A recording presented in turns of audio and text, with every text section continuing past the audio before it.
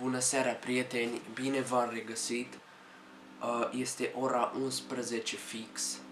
N-am mai așteptat până la ora 12 pentru că chiar n-am chef să aștept până la ora aia încă. Și pentru că toată lumea face chestie cu sunatul la 666, o să încerc și eu și o să văd, o să mă conving pe pielea mea că eu chiar nu-i cred pe aia. Și vreau să văd dacă reușesc să apelez. Aici sun. Uite, aici sun la număr. Bun, hai să sun. Bă, mi-e frică. Hai să sun prima oară.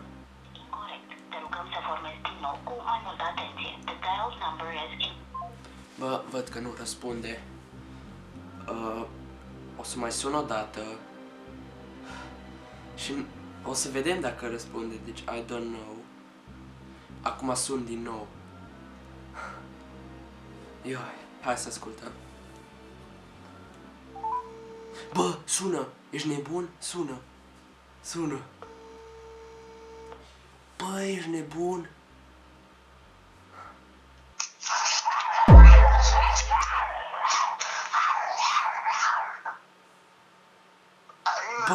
Bă, deci nu cred! Mi-a răspuns! Mersi, bă!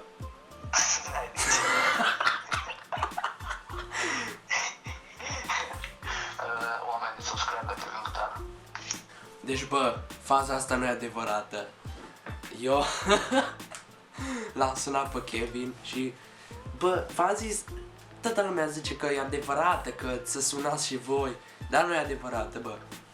Deci, toți v-au păcălit, au sunat alt număr și au făcut alte sunete cum au făcut aici. Și a fost chiar fain. Deci puteți să sunați că vă dă număr incorrect și la 666 și la 888 că sunt numere prostești. Și sper că v-a plăcut, bă. Pe data viitoare am fost Flavius. Salut!